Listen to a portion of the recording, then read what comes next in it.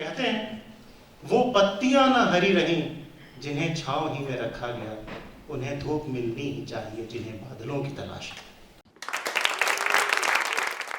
ये test match Sialkot में था और इंडिया वॉज 41 फॉर 4। इंडिया का स्कोर 41 रन पे 4 विकेट था। इंडिया के बड़े बड़े धुरंधर दिग्गज बैट्समैन पवेलियन लौट चुके थे।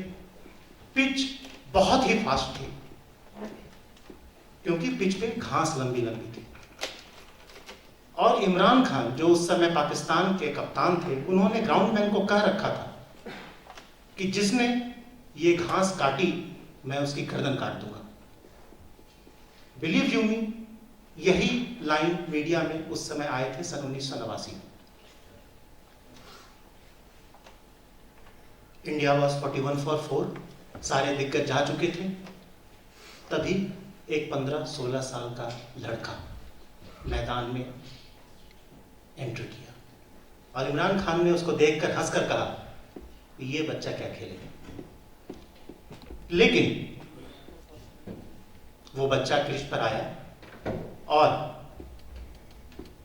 वसीम अकरम, इमरान खान और आकिब जावेद एंड वकार यूनुस, इनको ये झेलने के लिए खड़ा हो गया। वकार की एक गेंद आई और सन्न से निकल गई, दूसरी गेंद आई सन्न से निकल गई, गेंद बिल्कुल दिख नहीं रही थी। तभी एक गेंद टप्पा पड़ी और सचिन ने उसको हुक करने की कोशिश करी और वो गेंद उसके नाक पर लगी और सचिन बैठ गए, बिल्कुल जमीन पर बैठ गए। पूरा हिंदुस्तान बस सांस थामे देख रहा था कि इस बच्चे के साथ क्या जाती हो रही है। सभी सोच रहे थे कि अब सचिन वापस पवेलियन की तरफ लौट जाएंगे। इवन जो नन स्ट्राइकर एंड पर सिद्धू साहब थे, वो भी सोच रहे थे कि अब सचिन वापस लौट जाएंगे। जब आप गिर जाते हैं नीचे तो बहुत कम लोग आप पर विश्वास करते हैं। कई बार आप सिर्फ अकेले होते हैं जो अपने आप पर विश्वास कर रहे होते हैं। और इसके बाद सिद्धू साहब दौरे दौरे आए। अली ईरानी उस समय भारत के फिजियो हुआ करते थे, वो दौरे दौरे आए। उन्होंने कुछ प्राथमिक उपचार दिया और जब सबको लग रहा था कि सचिन वापस चले जाएंगे, तभी सचिन ने अपनी सारी शक्तियां बटोर कर उठ खड़े हुए और कहा मैं खेलेगा।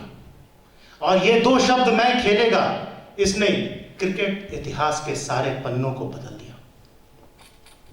अब साहब इससे तीन बातें मुख्यतः बिल्कुल निकल कर आती।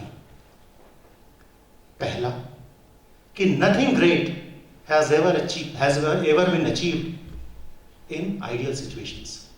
Anything great has always been achieved in adverse situation. कभी भी कोई भी बड़ी चीज प्रतिकूल परिस्थिति में ही की गई है। परिस्थितियां कभी भी अनुकूल नहीं होती जब भी आप कुछ बड़ा करना चाहते हैं। दूसरा, जिंदगी आपको बार बार गिराएगी, 1000 बार गिराएगी और 1000 बार आपको उठकर कहना होगा मैं खेलेगा। एक दीवार की तरह खड़े रहना होगा, क्योंकि गिरी हुई दीवार की तो लोग ईंटें भी उठा कर ले जाते हैं। और तीसरा और सबसे important, your purpose gives you the power. आपका पर्पस जितना हाई है, आपका पावरफुल होना उस पर डिपेंड करता है। आप उतने ही पावरफुल हैं जितना आपका पर्पस है। यहां पर सचिन अपने देश के लिए खेल रहे थे। सचिन अपने कंट्री, अपने देशवासियों के लिए खेल रहे थे, अपने देश का मैच बचाने के लिए खेल रहे थे। Purpose was really very high and Sachin in that extraordinarily difficult situation perform extraordinarily. Maithili Sharan Gupt साहब की एक पंक्तियां हैं, कुछ पंक्तियां हमें याद आती हैं। जो भरा नहीं है भावों से, जिसमें बहती रसधार नहीं, वह हृदय नहीं वह पत्थर है, जिसमें स्वदेश का प्यार नहीं। तो ये पर्पस इतना हाई था कि Sachin perform so extraordinarily and a player rose and a star was born.